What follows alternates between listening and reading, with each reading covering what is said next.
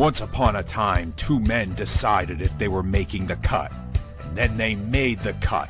And now JT and Aaron are talking everything from wrestling to pop culture and beyond, because it's no holds barred. Will you back down, turn and run, or stand up with the best? When your back's to the wall, what will your answer be? Will you run for the door? Will you run out on me like it's hard? It's No holds barred. That was my tribute to Lemmy. Do you know his last name? Ham, I believe. Lemmy Ham? Yes, Lemmy Ham. Yes. All It's right. made up. Good. He was Mia's dad. Yes. And Nomar Garcia Parra's father-in-law. Wait, he's related to Lemmy? Lenny. Oh, I think it was Lenny Ham. It's the guy I went to college with. I was talking about Lemmy Cooper. Oh, I was talking about Sheldon Cooper. Oh, okay. What about Anyway. Sterling Cooper? I don't know who that is. Here we are, No Holds Barred. Stupid. Your weekly Why do we have to dose start of these shows this way? stupidity. It's you. I didn't It's start you. anything. You're the one talking about Lenny and Lemmy and No, you swinging started like asking Lemmy. about names. I just was referencing Lemmings. Motorhead. Lemmings now. Let's talk about Lemmings. I That's why I hate hate that this. I hate it all. What about Koopa Troopa? What is the retirement age for podcasting? Is that like game. I believe when it's do I your vest age. in my IRA? It's when you move out of your mom's basement is when it is. What about your own Well- basement? So technically, then you become your mom, and then I'm And then my your- mom. Next thing you know, Sheldon Family Cooper's tree. ready to pay. family tree gets weird. Wait, did I abandon myself Yes. if I'm my own mom? Yes. Listen, we're here every Saturday at No Holds Barred, and we're sorry if this is your first introduction to this nonsense, but every Not Saturday, sorry. 11 o'clock, we're here. Twice a month, we're walking through every WWE World Title change ever. And opposite that, twice a month, we are doing drafts with our friends, and that's what we're doing here today. As you can see, if you're watching, we're on YouTube, North South Connection. You can subscribe, like, and leave a comment below. This is also simulcast audio on all of our podcast applications that are out there in the world by searching North South Connection. So, Aaron and I are here as always. The draft czar, Mr. Timothy T. Taylor Jr., is with us, of course. We run on the board. Two very special guests with us this evening, new to the draft world of No Holds Barred. So it's exciting times here. We have my original PIC. We are 12 years in on the Place to Be podcast, Place to Be Nation. He's the newest it's 5. Fifth Genarian? I don't know what that is. I almost said sextant, but that's 6. Cinquagenarian? Genarian. Cinco de Mayo Genarian? Our friend and yours, Mr. Scott Criscolo. How are you, my friend? Nope, no. Good evening, JT, Tim, Aaron. Great to be with you guys. Love a good draft, and this is a fun one. I don't think I've done a draft since we did one back on It's the last one you lost. our show way back in the day when I drafted Thunder as one of my top 5. Exactly. See? That's what I'm saying. That's unforgettable. There will not be any Thunderish picks tonight, though. I'm ready. It's going to be fun. Coward. Very, very good. Very good. Yes, Money in the Bank. It's going to be Thunder. So. Also joining us is a man of many podcasts. You hear him specifically here on North South Connection on the 7 Months of Danger, as well as often on the Ruthlessly Aggressive podcast and Talking Docs. That's once a month here on Wednesdays. And Mr. Logan Crossland. Logan, how are you? I need as much laughter and irreverence as possible because that's what I'm used to and that's what I expect. So, yeah, thanks for having me. Glad to be here. Come to the right show if you're looking for stupidity. All right, Tim, what's our topic tonight, my friend? So our topic tonight, it is Money in the Bank season. So we are opening Pandora's box and playing a little what if with Money in the Bank. So JT and Aaron and Logan and Scott are going to have to draft their best 6 people who never won Money in the Bank. But there's a catch. Wait. They couldn't have won it before? Well, that was my understanding, but No, I think it's there's never. some fantasy drafting in it as well, where you're actually fantasy booking people winning Money in the Bank across all of wrestling history. Right. It's not just WWE from WrestleMania 21 to today. No. kitty bar the door. Everything's wide open. Any promotion, any time period. These guys get to put on their creative thinking caps and flex their wrestling muscle and tell us what they think I think should the have one thing- happened throughout the years. The one thing I'll say is I think we can pick people that have won before, but you're just not going to pick that. Like, we're not picking winners of Money in the Bank. We're rebooking all Money in the Banks. So, like, I don't think we're taking them off the board per se. You just wouldn't pick someone that won in the year they won anyway. Like, you're not going to pick Right. Edge 2000 and Yeah. and 5. That one was or whatever. perfect. Yeah. Damn it. Is this too white and pointy for a thinking cap? You kind of look like Swedish Chef. Oh, burka, burka, burka. All right, so there's the rules. There is only one caveat on top of it, is that we can't pick a wrestler in a overlapping 12 months if they were picked elsewhere. If Logan takes Dwayne Gill 1993, Which he should. he's specifying the month, right? So when he says, I'm taking Dwayne Gill, August 93 is when my Money in the Bank happens for him. No one else can take Dwayne Gill from August 93 to August 94. So you can And we're extrapolate being- that to the big names, but And we're being a little loose about when that Money in the Bank can take place because WWE's been kind of loose about it at times too. I know it's typically, since it's been at WrestleMania or in June or July, what the fuck? It's a fantasy thing. So we're going to you can put it wherever you want. Yep, for sure. We're dictating as it goes. All right. So as we always do here on draft day, Mr. Tim gives us a game to play to determine the draft order. And what's that game going to be, Tim? Well, of course, it's Money in the Bank season, but it's also, for some of us, a time to show your national pride. So it is going to be a question regarding... Just put me last. Just put me No, last then. This is a fair question. So it has nothing necessarily to do with like tea parties or anything like that. It does have to do with hot dogs. So the question to you all is closest to the pin. What is the record set during the Nathan's hot dog eating competition for the men? Oh, man, Most I hot gotta dig. dogs eaten during the competition Is in it 10 minutes. closest or so it's not about going over, right? It's not about going over. It's It's just closest closest, okay. to the pin. And if you get closest to the pin, you get to set the draft order. And we'll talk about the draft after this. Okay. Everybody's got their 70s. thinking caps on. As those who may know, I wrote a yearly article for Yeah. Nation for this for many years, but I haven't the last few, so my knowledge is a little bit less. Does anyone want to go first? Next time, make it a Shakespeare question so I can have a fucking Sure. advantage. How many stupid plays did Shakespeare write?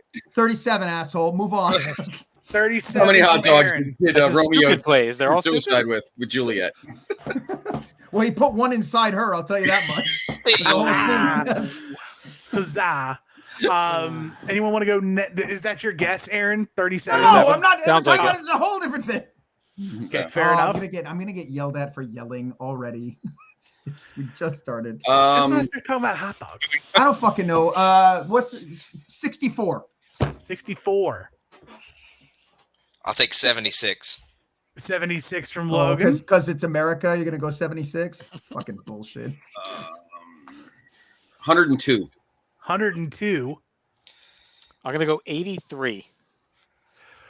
Well, if this were The Price is Right, there would be a ding, ding, ding, ding going on because somebody hit it right on the button, and that is Logan. 76 is the Yeesh. record set in 2021. 76 hot dogs and buns in 10 minutes. Wow. Logan's Joey hands were Chestnut. inside his moo so we know he wasn't typing and cheating. That's right. Yeah, I watch that religiously every year, so I knew it was within the range of somewhere right around there. So Yeah, I knew it was high 70s, low 80s, somewhere in there. yeah. All right. Beautiful. So you now have the glorious honor of setting our draft order. Now, for those who haven't been here before, these drafts are what's referred to as a serpentine draft. Right, the snake.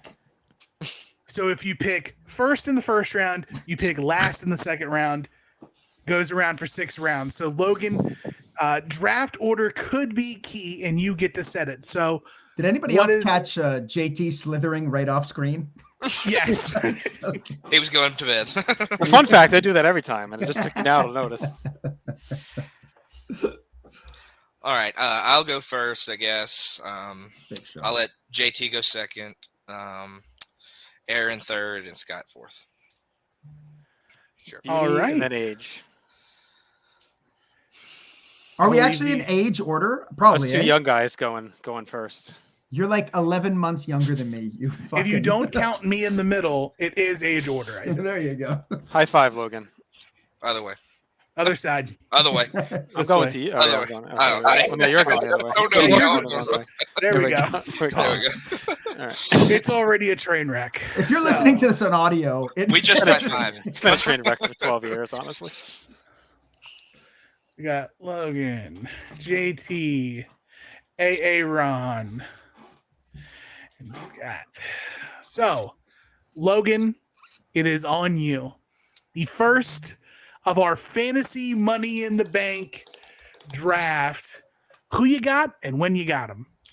All right, I'm going to go to October of 1994, and I'm going to give it to my lovable brother Owen. He's going to have been unsuccessful at SummerSlam in the cage.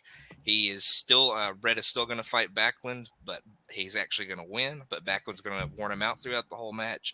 Owen's going to cash in at Survivor Series, win the title. So, Owen Hart. Not There we go. bad. I think that's a really solid answer. Just it kind of hits all the tick boxes. Person who never really won the world title, Or deserved it.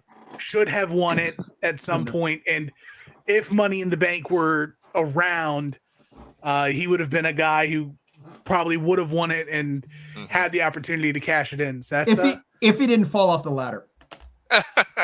God. Yeah, I'm so sorry. Should have missed. Oh, that was Should have missed, bad. son. I'm so sorry. oh no. I'm so sorry. Oh my gosh. Wow. He Of would've been all people, too. On Canada Day of all Wow. days. Yeah. And he would have been a great. Patriot love my ass. He would have been a great Mr. Money in the Bank. So I think he would have. I think so, too. I want to Yeah, we apologize all to think the- so, except for Aaron. I want to Good old apologize to the Canadian Hart in the family. You're fired. Martha may be banging on your door, butthead. Martha knows how to hold a grudge. She's Might got have that to fight gangster hat Oj. on. She's coming for you. Oj in the Yes, bank. she is. Tim All right. Kennedy won that one. I've been spending a lot of time in 2001 lately, Ooh. mainly in the world of WWE War. Most likely at this point every other Thursday here on our South Connection. And there's one guy that we've really gone on about talking how he should have. And Scott, we've talked about this for ages. I think we grilled Kevin Kelly about it for about an hour and a half one night about Rob Van Dam.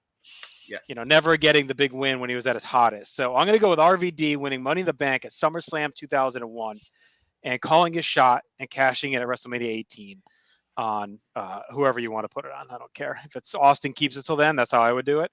Not even get messed with Jericho. I'd have Austin hold it all the way and stay heel, not turn face, because his whole motivation was driven by being an asshole obsessed with the world title. Why is he suddenly loving the fans again the night of the Survivor Series? So I'd keep him heel.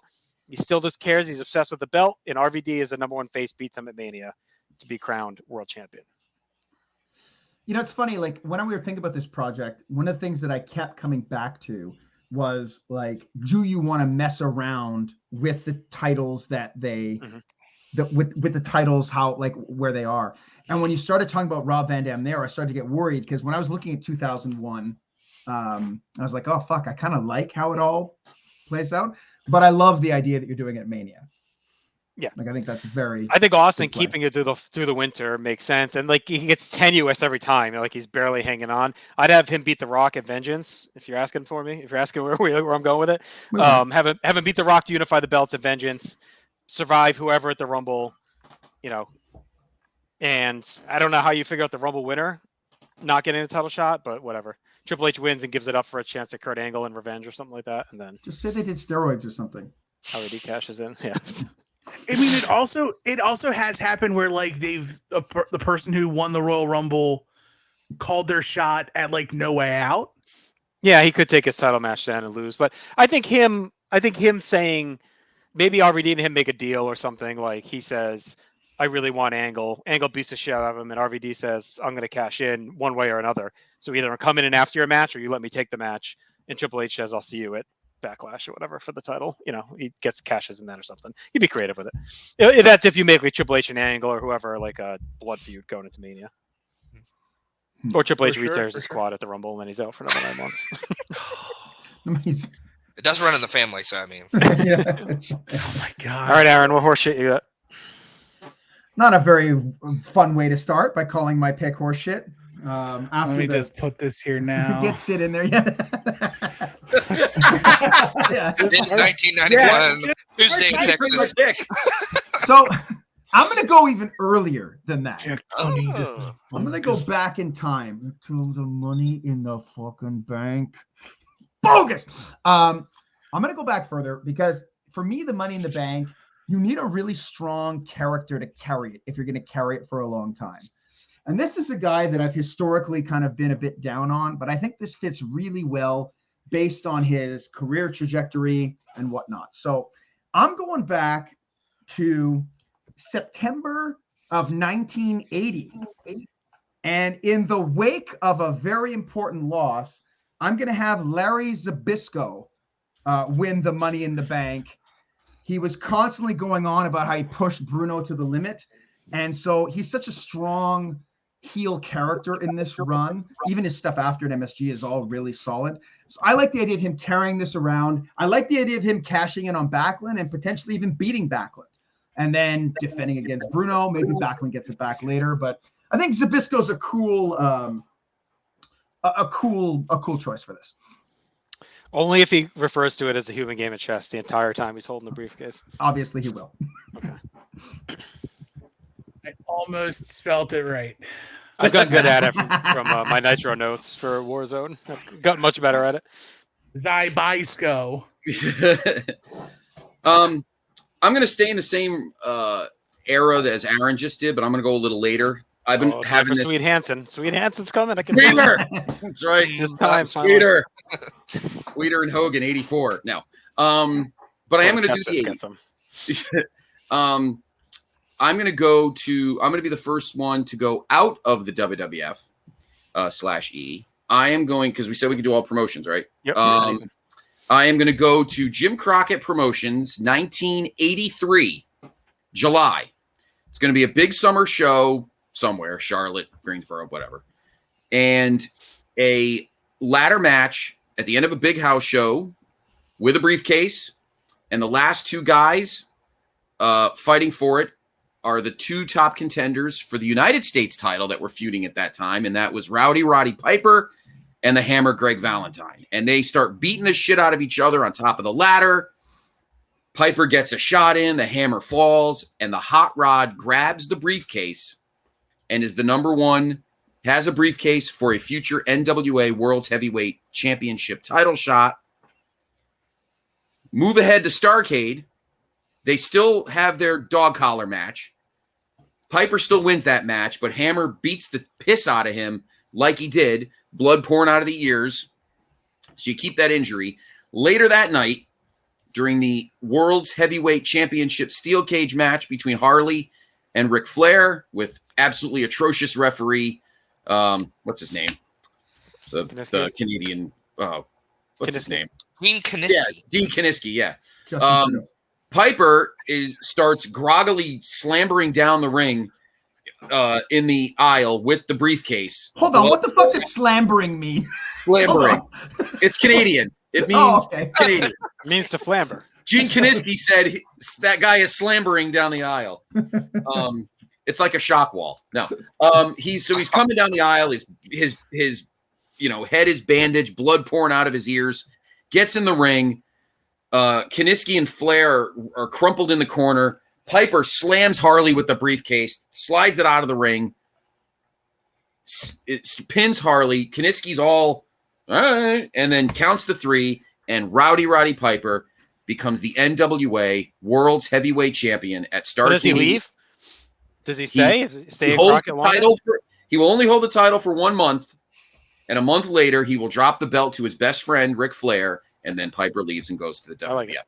So the calendar doesn't change. Piper only wants it for a month. He doesn't care. It's money to him. Defends it on TV a couple times, some house shows, but then at a big like Christmas show, can even do it at what do you call it? Whatever world class is, Christmas Star Wars or whatever. Yeah, they could do Star Wars a thing. And Piper will drop the title to Ric Flair, and then he will head off to the WWF. Will Kiniski be able to coherently understand what's happening during the Money in the No, Bank? he's just going to do the pin. That's it. He's Okay. going to look down, see a pin attempt. Forget who's in the Piper match. yelling Gaelic as he Yes. No, he's just going to be like TNA Elizabeth going, oh my God, what's going on? Right. So that's my so that is my pick there. Hot Rod for so for the first pick of round 2, I am going to do, even though he was only in the promotion for a very short time at this moment, we're going to go to WWF 1987. And we're going to go to right after Survivor Series, because even though he wasn't at Survivor Series, he was with the company. A house show at Madison Square Garden, Money in the Bank ladder match, and he doesn't win it. He buys it. Oh. So Andre the Giant wins the Money in the Bank briefcase, and immediately out comes the $1 Million Man, Ted DiBiase, and Andre sells him the briefcase.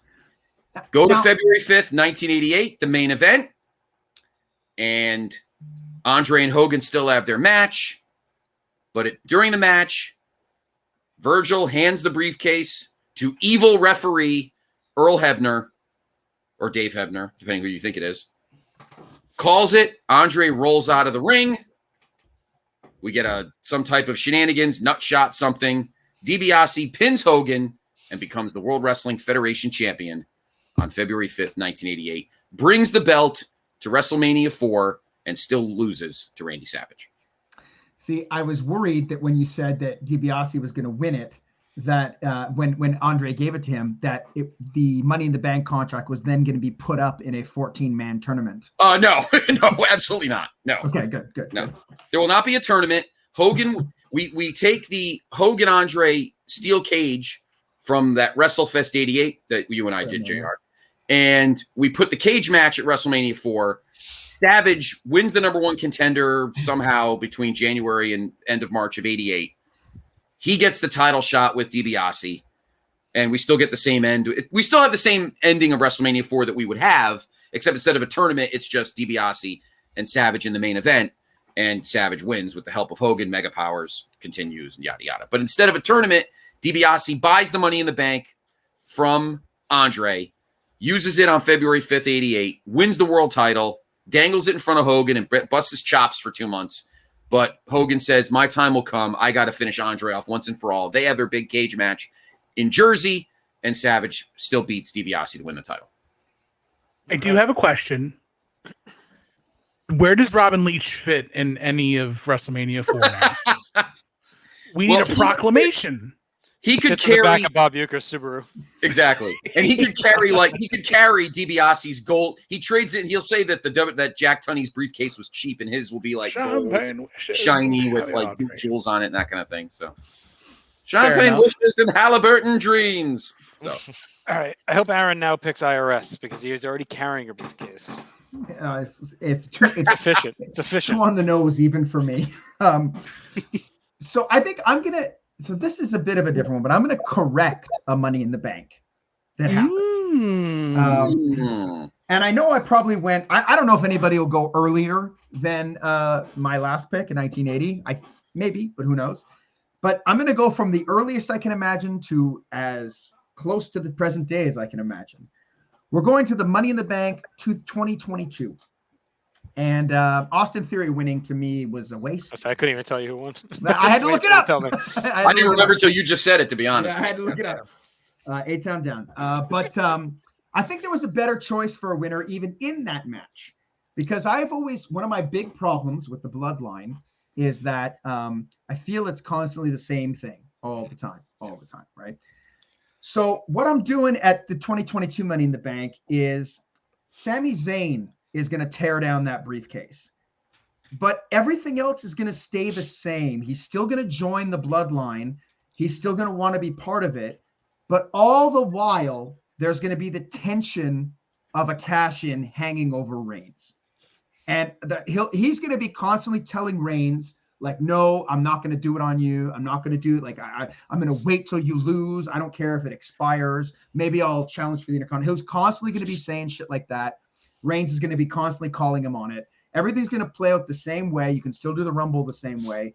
But the night after the Rumble, instead of Reigns making the match at Montreal, Zayn's going to say, I'm calling my shot in my hometown. Yep. And he's going to win the fucking belt in his hometown. Even if they undo it the next night, he's going to win that belt. Sami Zayn, this past year. Was definitely on my list for sure. So good one. Whether it's the same year or a different year, Sami Zayn is probably one of those guys who probably should have been Money in the Bank already. Yep. I would assume. So that's a good wrong righted there, Mr. Aaron. JT, you are up with pick number 2. All right, I'm going back to the 80s as well, and I'm going to hop over to Crockett's myself, and I'm taking us to July of 1988, where the man called Sting wins the Money in the Bank, and then does not sneakily cash in. He instead challenges Ric Flair at Starrcade and wins the belt there for the first time. So he still has to draw at the first clash. That establishes him as a player, wins Money in the Bank, and then runs up to Starrcade, wins the belt. So we don't get the Luger nonsense where, the whole fiasco. So that will be my pick. And then whatever from there, like, I hate to mess up the Steamboat Flair trilogy. So I guess you can say maybe it's a short reign if Flair wins it back, or maybe we just get like Steamboat Flair later or something like that. We don't get all 3, just get a couple. But I think it at least gets Sting on the board instead of waiting until he blows his knee out.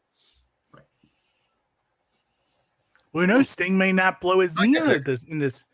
I'm going to save him. I'm going to save his cartilage. He may blow his knee out climbing for it and falling down. So you never That's true. That's true. You never know. The one thing about the Stinger is not the only thing for sure about the Stinger is nothing's for sure. So that knee could have been gone regardless. Logan, you are up for back-to-back picks, round 2 and round 3. All right. So for first pick, I'm gonna go to 1990 WWF. I'll say it was probably in May or June. I'll say June, since that's when the pay-per-view is usually. And I will have Mr. Perfect win the Money in the Bank. He'll still win the Intercontinental title. He'll have both. He'll have the belt and the briefcase. I think at SummerSlam he still loses to Texas Tornado, but after the brutal cage match that Rick Rude and Warrior have, they swarm him. Mr. Perfect comes out, cashes in, wins the title, holds it till probably Rumble. Warrior wins it back, and then we set up Hogan and Warrior 2. So there you go. Nice. I like it. Makes Now sense. I mean, he's the guy. He's as much of a Money in the Bank choice in a time period as there would be. Like in Right. that time. Yep. Yeah, I had to find a year for him, and I figured that was probably the best option because he's kind of hurt, and you don't really know what's going on the next year because he kind of retires, kind of doesn't. So I figured 90 was the good option. All right, and for number 2, I'm going to go to 1995 WWF.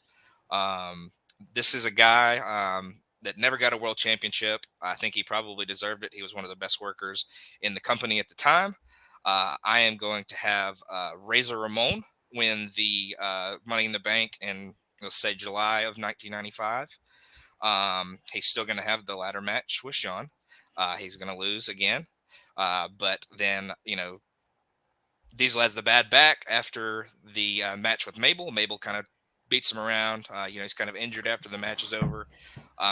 Diesel celebrating on the ropes. Razor comes in with the briefcase, sneaks behind him, hits him with the Razor's Edge, and wins the belt. So I will have Razor Ramon winning the title at SummerSlam 95. Is he holding the briefcase as he Razor's edges him down? No, I don't think so. That would be awesome. Handed it to the ref. And then, Maybe Well he raises edges him on the briefcase. yeah, there you go. But it's Even better. standing up. It's Yeah, not yeah, flat. yeah. It's Oh, no. right on his neck. Right on his back. Yeah, I was What going to kind say, of ghoul are you? Mabel had already sat on his back and cracked a vertebrae or something like that. So he's just going to finish him off.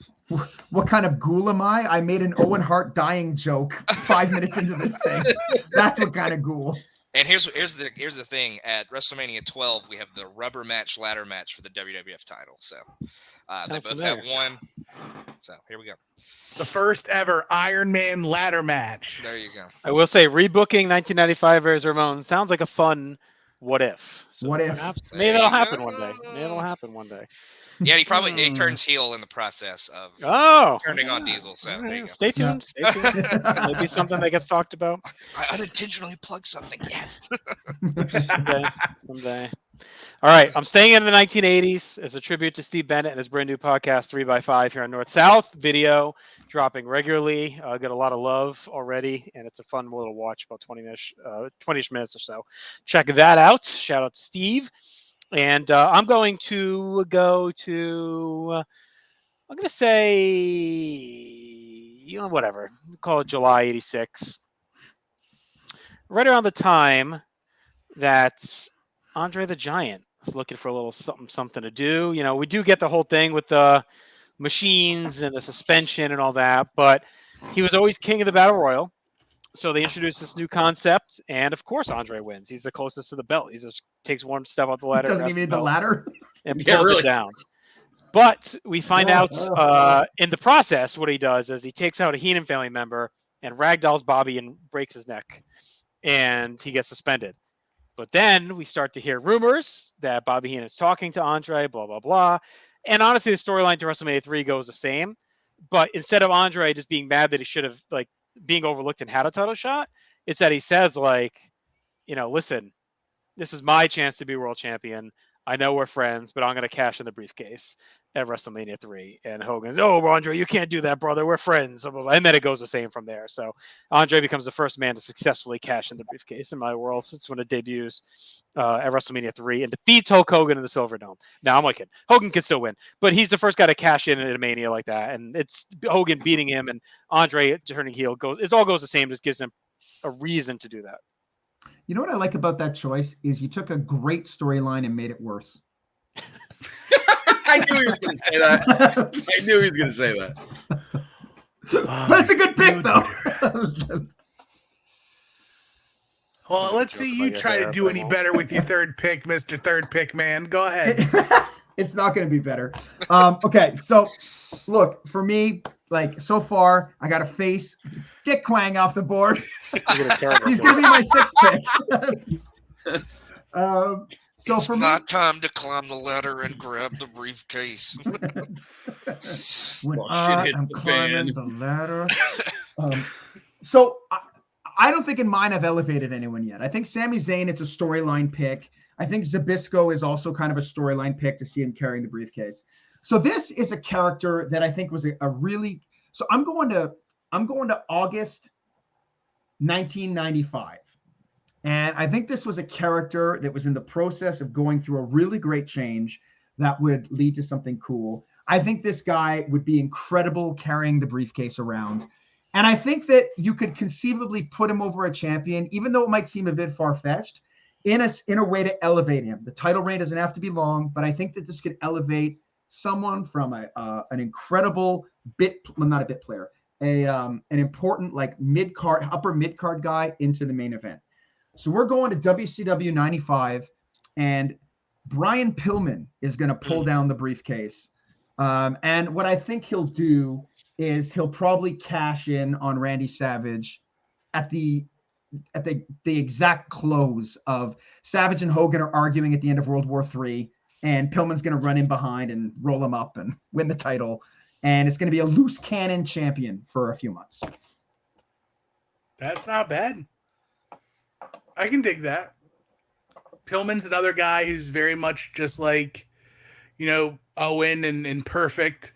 A guy who probably should have had a run and just didn't. And Money in the Bank would have been perfect for him. When I watch, so I'm watching WCW now. I'm almost done 96, and by the time you're out of 96, you miss Pillman. He is such an important part of those cards. He's such a great face character. But the second he turns heel with Austin, it's incredible, right? And then I know he goes back face, but then when he goes back and when he's on his way to joining the Horsemen, I think he's really got some top-notch work there. And I think I don't know if he was ready, but he was certainly ready to carry that briefcase. Yeah, I think it's unfortunate. Like, just it's a very sad story looking back at Pillman, and just like he's a huge what if wrestler altogether, to be completely honest. Of just maybe I don't know if the wrestling world was ready for him at the time that he was height of powers, and then when he was rolling, his body is in shambles from everything that had gone on with him. So I like your revisionist history of putting some good juju on Brian Pillman moving forward. Scott, go ahead with your third pick, and then we'll do a mid-draft recap before you give your fourth round selection. Okay. Aaron's going to hate me for this one. Is We're it? going to go to the summer of 1991 in WWF. And at Madison Square Garden at SummerSlam, we instead have a Money in the Bank match. And instead of refereeing the main event, which was fuck off, Scott. anyway, Sid Justice grabs the briefcase. This is bogus. Money in the Bank for 1991. And then 4 months later, at this Tuesday in Texas, it still happens, Hulk Hogan defeats The Undertaker back to win his world title. But thanks to Flair and Cool. Scott, you did. Aaron, I threw his ass out. how could you? I picked Sid. know you I picked did Sid. this. You dirty rat fink. Just getting him out of here. If you can't have Sid, Filthy, typical Canadian rat. Can't nobody have Sid Justice. Typical Canadian rat. I'm sorry. Gutter rat. so Aaron- he told my modem. He didn't he didn't accept the fact that I wanted Sid, so no. We're back to And- my pick. I picked Sid Justice.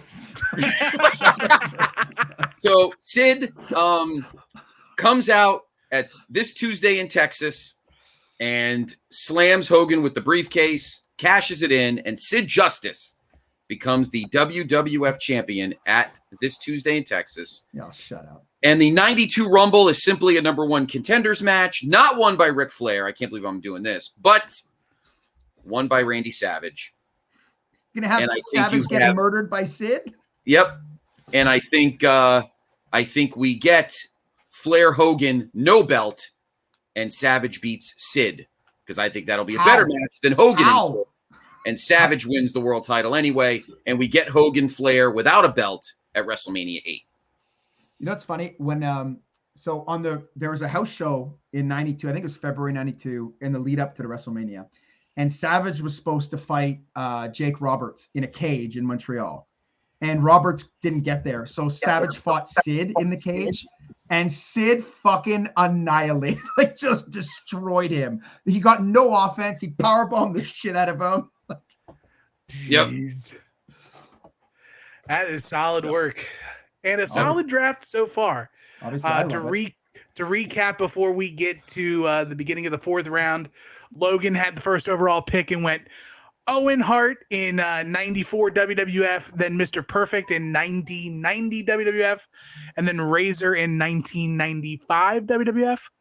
JT's got Rob Van Dam winning the Money in the Bank a few years early in 2001. Then Sting and Jim Crockett Promotions in 1988. It's a good thing. And then Andre the Giant in 1986. We've got Aaron with Larry Zbyszko in 1980. Sami Zayn in 2022. And Brian Pillman in WCW 1995. And then Scott has Rodney the Piper in Jim Crockett Promotions 1983. Ted DiBiase 1987, and then Sid Justice 1991. And you now get to be the master and the ruler of round 4, as it is your first pick. Scott Bigelow, NW Arena, 1999. That's right. Yep. He takes out or takes out Wayne Bloom. Like he No, Anus. All right. So that would be great. NWO Arena Money in the Bank. So my next one, we are going to go to for the first time in our draft, we are going to go to ECW, and we're going to go to 1995. And we are going to have a Money in the Bank match at a September TV taping or something. And it's going to have a bunch of guys in it. And then in typical Paul fashion, the lights go out, the lights go on, and there is, in his orange tank top, superstar Steve Billy Austin. Graham. Complete with on his 13th liver, superstar Billy Graham. Superstar Steve Austin, already sitting on the ladder, steps on Mikey Whipwreck's hand, kicks him off the ladder, and grabs the briefcase. We fast forward 1 month to October 28th, 1995, on the episode of Hardcore TV. Mikey Whipwreck defeats the Sandman in that big upset in the ladder match. Place goes nuts. No light goes out, though, because the theme to Jesus Christ Superstar begins.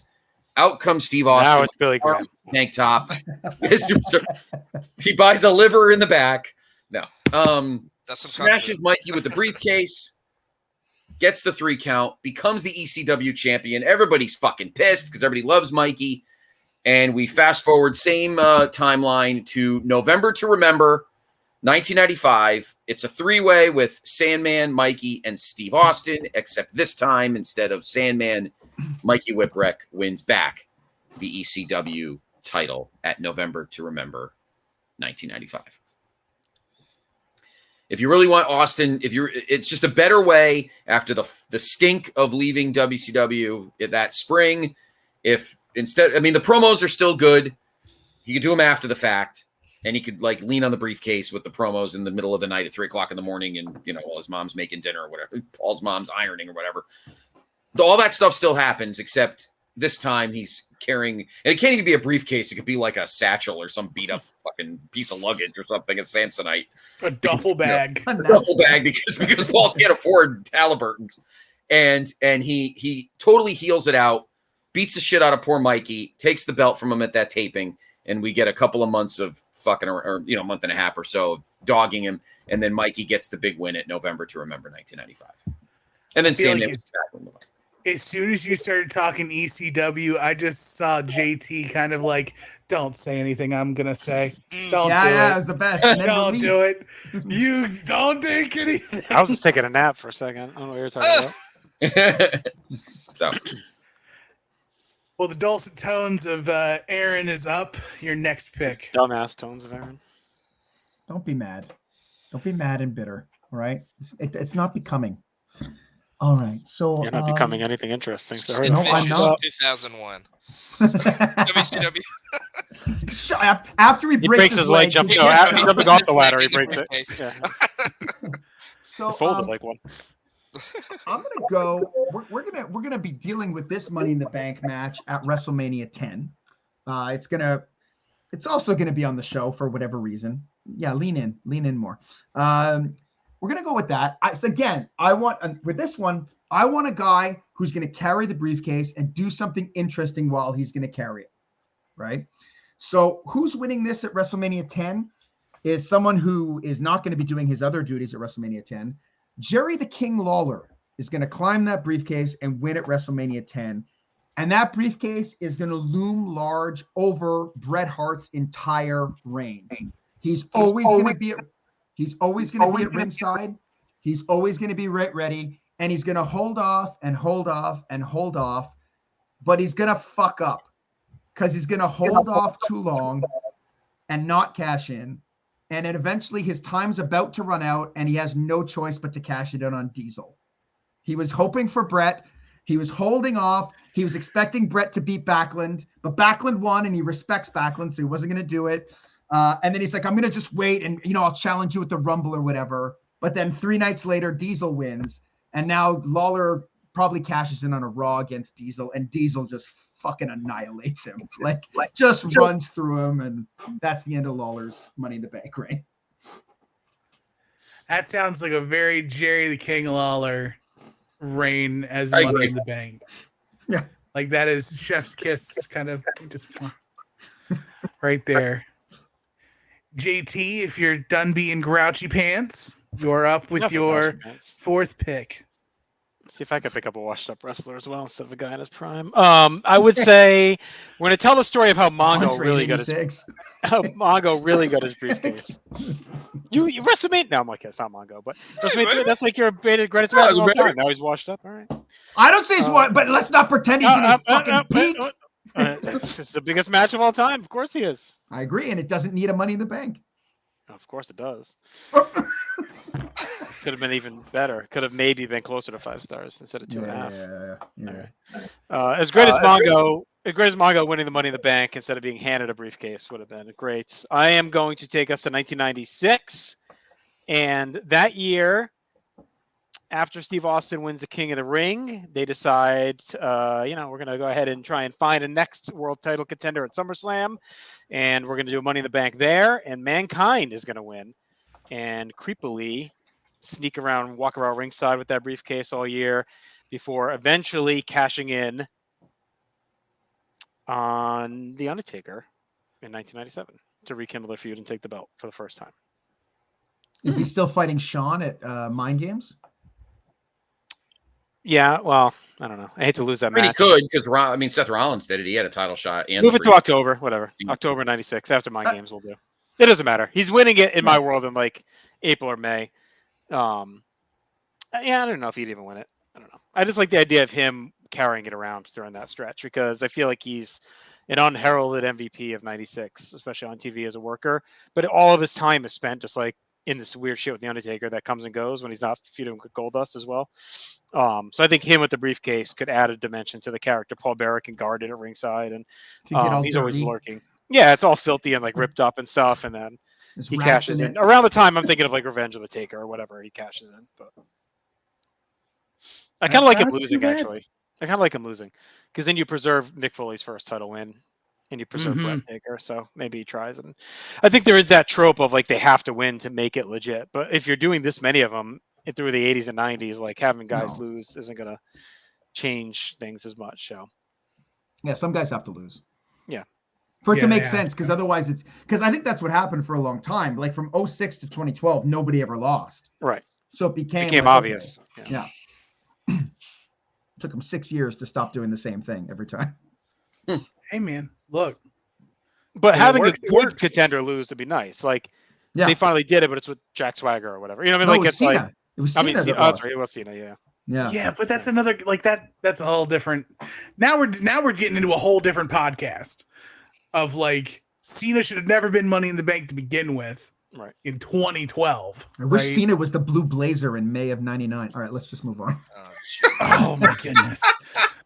Well, Logan, JT, Aaron, and Scott have all picked a Money in the Bank outside of WWF. Will you be doing so with your 4th pick, or are you staying true to Titan Sports? I think I'm he already gonna leaked his pick. I know who it is. I think I'm gonna go.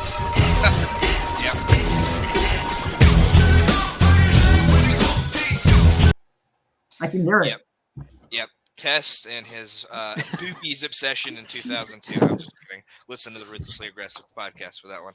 But I'm actually going to go outside for both of my picks coming up. So I'm going to start in WCW 1994. Let's say Super Brawl. So I think that's either January or February. Talked about this guy a lot on the Danger Pod. We loved him. We were really impressed with how quickly he caught on.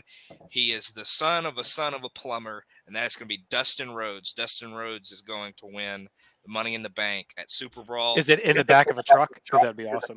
If they hang it from the bunkhouse. It can be if it wants to be, I guess.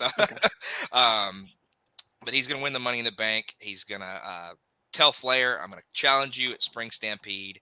And they are going to face off, and Dustin Rhodes will win his first world title because I really think he deserved it. He killed it that whole year. He was awesome. He's great in all of WCW that I've seen him in. So I think he deserves at least a shot and definitely winning it and holding it for a little bit. May lose it right back to Flair just to set up the whole Hogan thing. Well, you could do the you could like fast forward the Horseman stuff a little bit and have like Arn befriend him.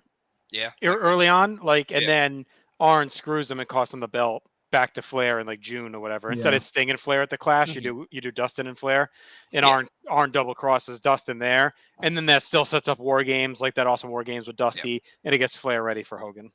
Yeah, absolutely. I just want to make sure that Dustin gets the belt at some point. So I just wanted him to win it. So yeah, however it needs to get there and however it ends up after that is up to debate. But I definitely want him to win the belt. Where is Dustin Rhodes for you with guys who have never won the world title?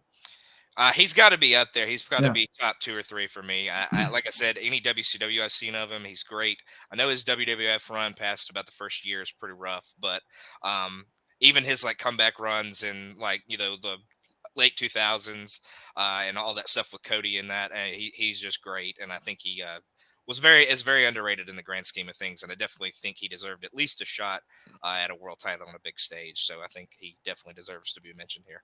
Yeah, I feel like he and Steve Austin are like the 2 biggest victims of like Hogan coming in, because they were clearly setting Dustin up as the number 1 face, like throughout 93 and 94, and Austin is the number 1 heel. Anyway. Yeah, because they have great matches back and forth all the way throughout the years. So did great chemistry there for sure. Yeah. And maybe I'll get some eyes from JT on this one too, but I'm going to go to the land of extreme as well. I'm going to go to 1999. He is currently the longest reigning television champion of all time. And RVD, another RVD mentioned here, but this is an ECW in 1999. He's going to win the Money in the Bank, and he's going to cash in on Mike Awesome and win the ECW title before he wins it in 2006 in WWE. So definitely glad to get that pick. I think that's a pretty good one, and I think he would hold the briefcase and do pretty good with it. So, yep. So we can still pick a Rob Van Dam from TNA if we want, right? Yeah. Okay. Yeah. We have all. I'm gonna cover everybody. Yeah. Every RVD moment. All right. He definitely does. I mean, I know he gets hurt, but I think he definitely. So I'm going next.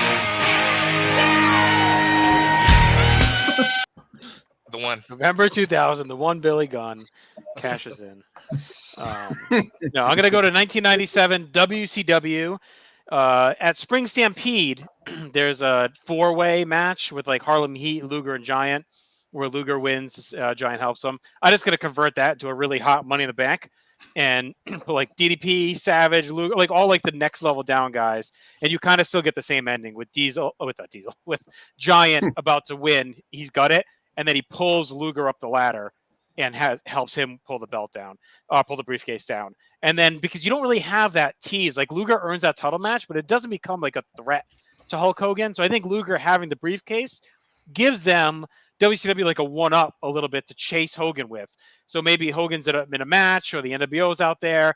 WCW, the Steiners come out, and they fight off the Outsiders. And also Luger comes out with the briefcase. You get the teases to give Hogan like a little scare.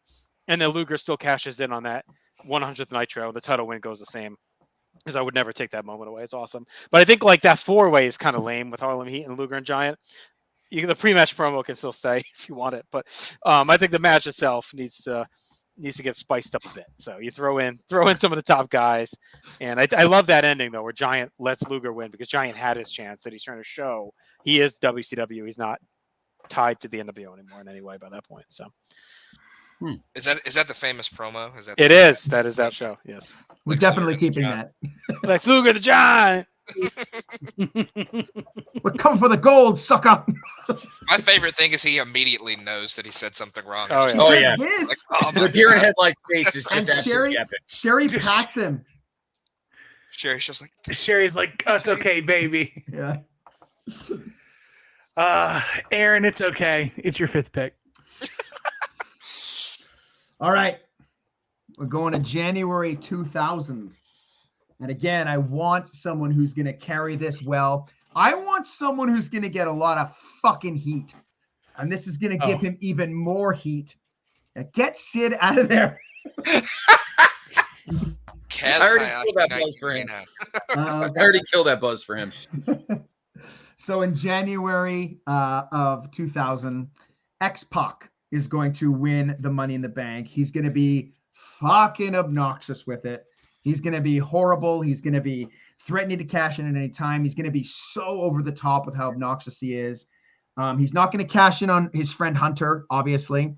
But he will cash in the summer against The Rock.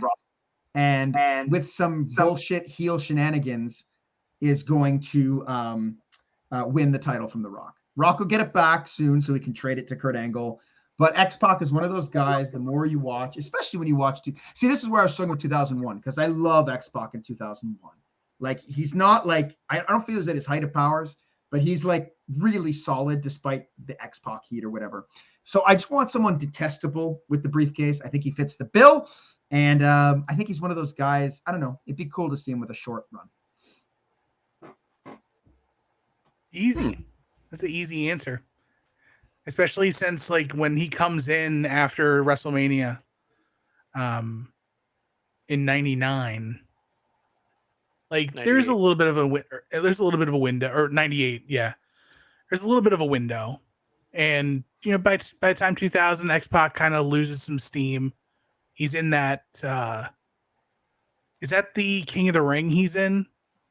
Is that the DX King of the Ring, or is that 99? No, it's That's 99. 99. Because I don't want him as a face as he's holding it. Right. Like, I want him as a Right. heel. So to me, that's the important thing, is that he's a heel for this run. For sure. For sure. Scott, you are on the What tail is end, hey? my friend.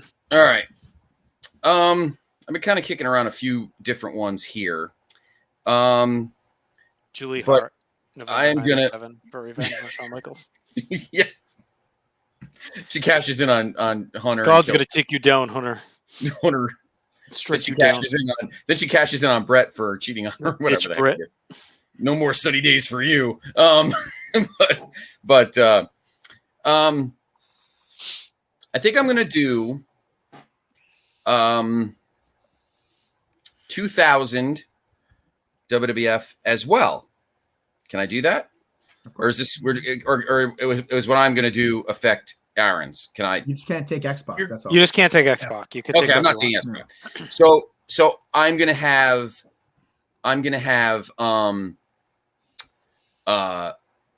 Kurt Angle win the Money in the Bank in June of 2000, shortly after winning King of the Ring. And at SummerSlam, you still have your three-way, but instead of Rock winning the triple threat and ending it, Stephanie comes out, because she's still Kurt's second, and looks at Kurt and says, cash it in now. And she's pointing it, but of course, Kurt has a thing for her still, so he's going to hit both of them. She thinks he's going to just kind of do it for Rock, and then they could work it out with him and Hunter. But instead, Kurt goes in, smashes both of them with the briefcase, pins Hunter, and wins the WWF title at SummerSlam 2000. Now you have the drama of what the Stephanie Triple H dynamic is that we all thought should have been what it should have been and not what it ended up being. And eventually, you don't have the matches at No Mercy. You just extend Kurt's title reign from August all the way to February, and then Rock wins it back so we can listen to My Way by Limp Bizkit for 750 straight days. But you just extend the Kurt's world title instead of October to February from August to February, and continue the drama. Triple H gets a title shot. Rock gets a title shot. There's a bunch of, and he just does what Kurt did in that first title reign, which was just bob and weave and take out all these guys that no one thought he could take out. You still have the Armageddon six-pack in the cell. You still have him and Kurt at the, maybe you do something else at the Rumble if he's already fought Triple H once. We need internet problems, whatever. And then you have Rock finally beat him at No Way Out, like he did in real life anyway. But you just extend the title reign. Instead of October, he wins it in August. It's not bad. Yeah. Just stretch it out for Kurt, and it adds more to the Triple H Stephanie thing too. Yeah, I mean, and he's a great obnoxious person to be Yeah. carrying that thing around, just like Yeah. he did the crown for a bit. Could put the For three sure. eyes on it and everything. Yeah. Definitely was on my list for sure. And now you get to close out your draft All right. with round 6. Okay. Get spicy. TNA 2004. Jeff Jarrett wins the Money in the Bank and cashes in on himself and keeps it now. Hits himself with a guitar. He's the king of the mountain in the bank. That's right. King of the Mountain in the Bank. Hits himself with a guitar. No. I'm going to go with, and JR and I just did it recently. Congrats, guys. And we except we changed it up a little bit. I changed the 2000, if I remember correctly, the 2008 Money in the Bank. I do not have Punk win it. I have Jeff Hardy win it. Oh. And Jeff Hardy wins the Money in the Bank because he's back by 08. Yep. And he holds on to the briefcase all year. And at Survivor Series 08 in Boston, instead of the whole falling down the ladder, falling down the steps and all that crap that happened, Triple H and Vladimir Kozlov have their match, but out comes Jeff. The place goes nuts. Edge tries to stop him. He smacks Edge with the briefcase, hits Vladimir Kozlov, because it's a triple threat because Edge got in it. Hits Vladimir Kozlov, pins Vladimir Kozlov because Triple H won't get pinned, and Not in Jeff your Hardy world. wins exactly. He only does that once in a while, particularly for Jeff Hardy. And Jeff Hardy instead wins the WWE title, I guess, at Survivor Series 08 in Boston, in the triple threat after Edge supposedly took his spot after the whole, pushing down the stairs and all that crap that happened. And he wins it at WrestleMania 24 instead of Punk.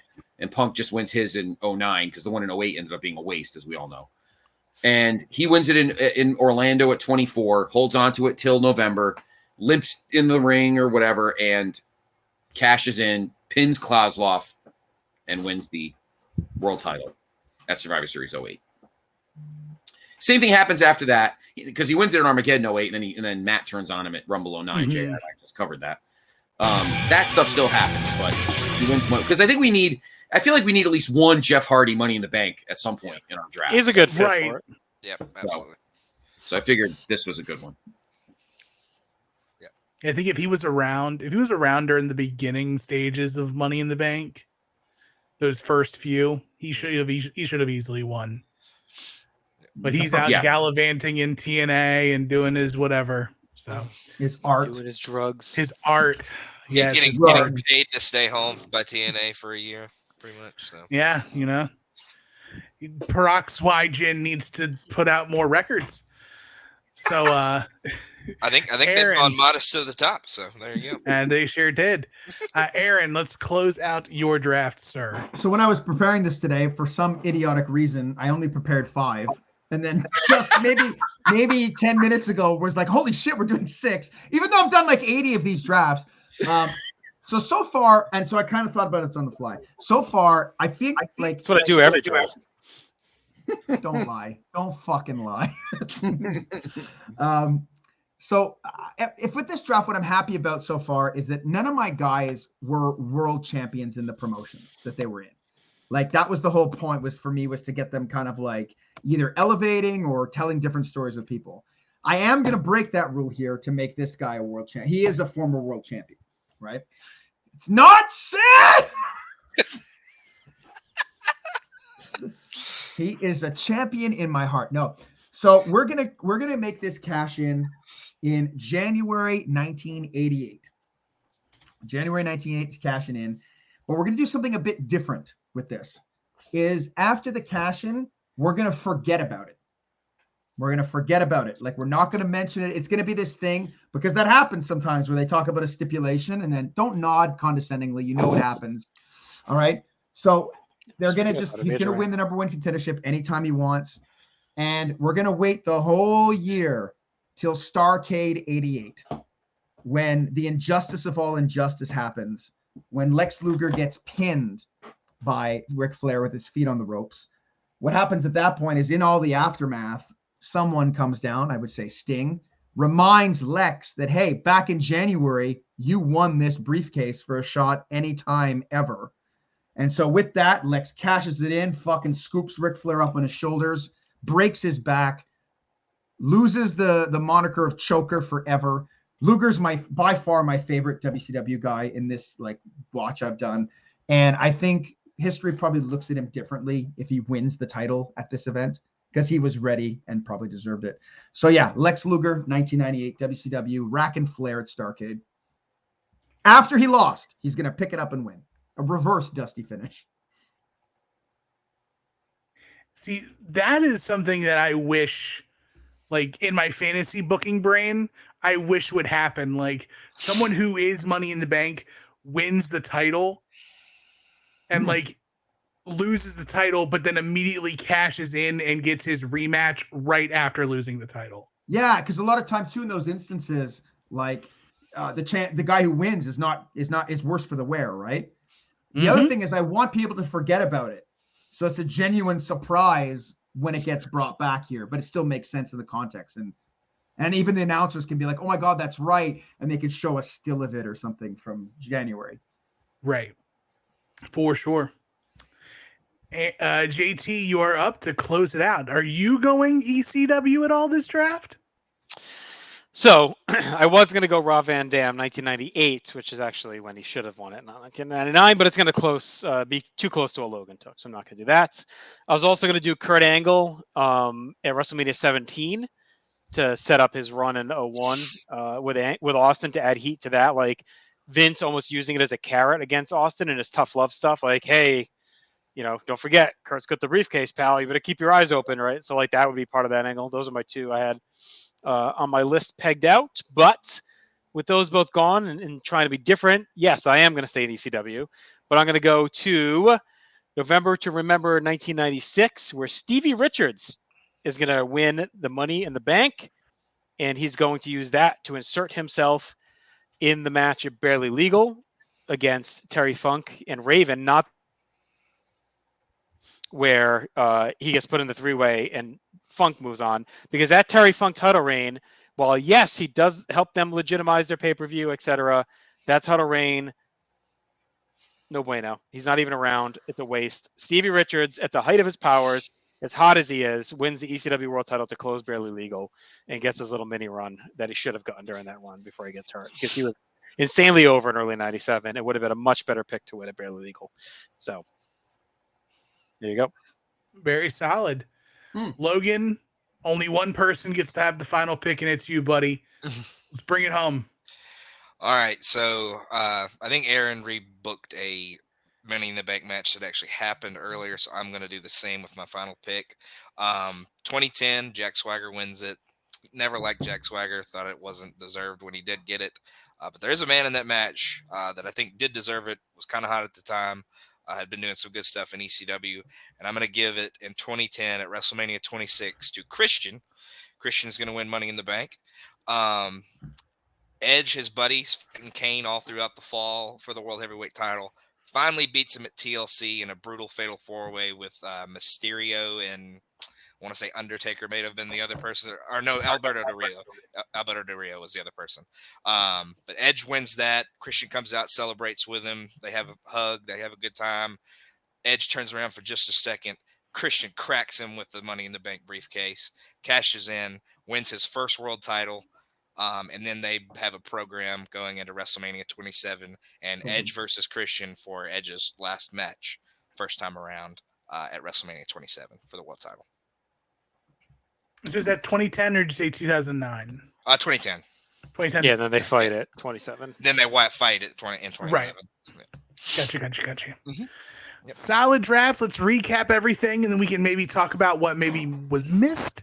But Logan has Owen Hart from WWF 94, Mr. Perfect from WWF 1990, Razor Ramon from WWF 95, The Natural Dustin Rhodes from WCW 1994, Rob Van Dam from ECW 1999, and then Christian in WWE 2010. JT went second and took Rob Van Dam from WWF 01, Sting from Jim Crockett Promotions in 88, Andre the Giant in WWF 86, Mankind in WWF 96, Lex Luger in WCW 97, and Stevie Richards in ECW 96. Aaron went third. He has Larry Zbyszko in the WWF in 1980, Sami Zayn, WWE 2022, Brian Pillman, WCW 1995, Jerry Lawler, WWF 1994, X-Pac in WWF 2000, and Lex Luger in WCW 1988. And Scott closes us out. Pick 4, Roddy Piper from Jim Crockett Promotions 83, What is that? Sid DiBiase 87, Sid Justice from 91, Superstar Steve Austin from ECW 95, Kurt Angle from the year 2000, and Jeff Harvey from WWE 2008. And no Jeff Jarrett. That's a mouth. Jeff Thought Jarrett. about giving it to him in '95, but we couldn't pull a trigger.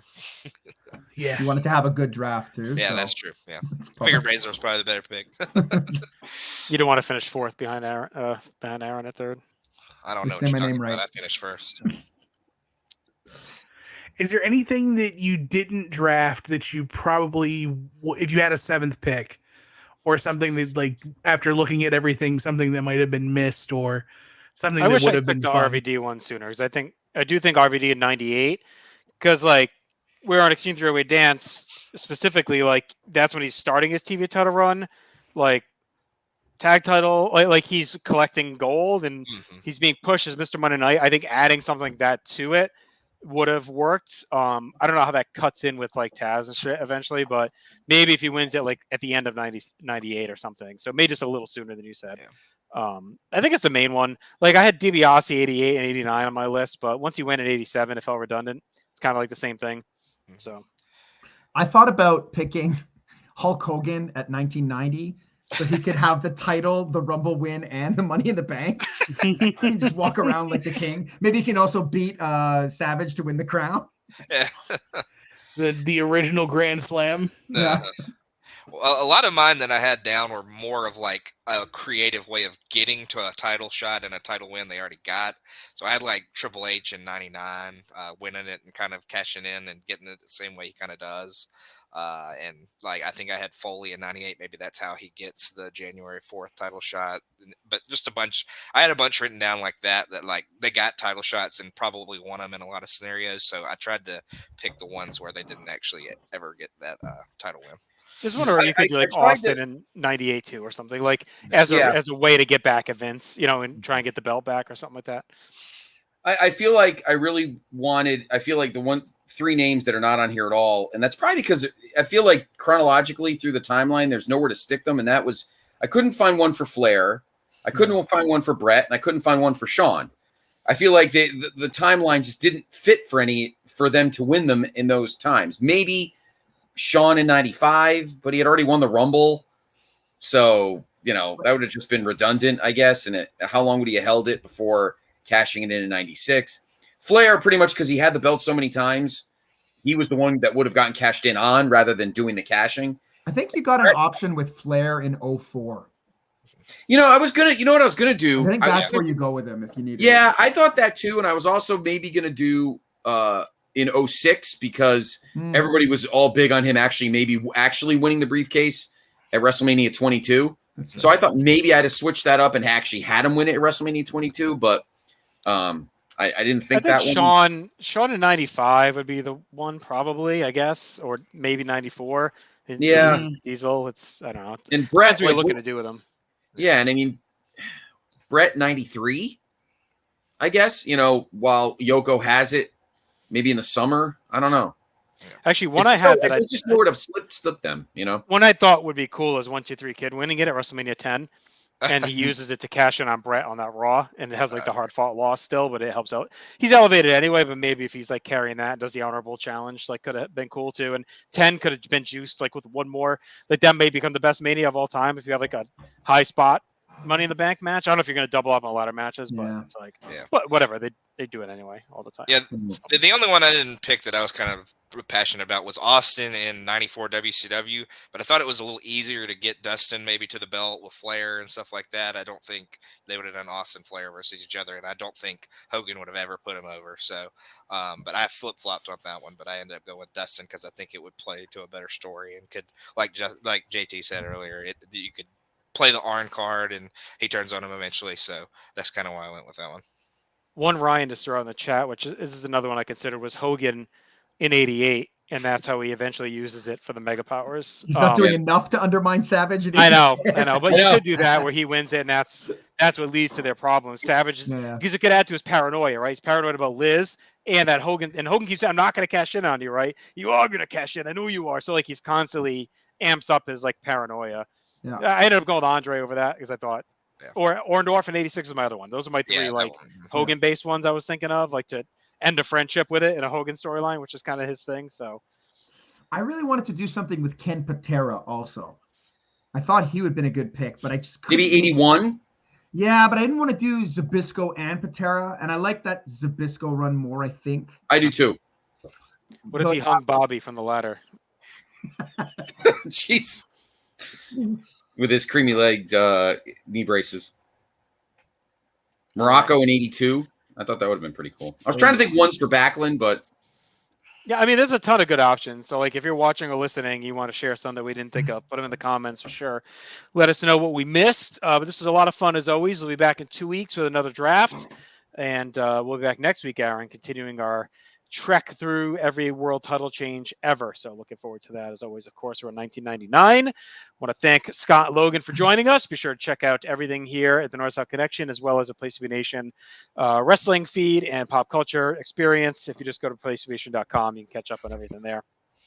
So, Tim, were the guests told not to take Sid? Because I got to check my notes. Logan wasn't gonna, Aaron. It was really gonna be me. You knew Logan wasn't gonna. This is bogus. Your KO shirt looking oaf. All right, Dookie stopped. We're out. Goodbye.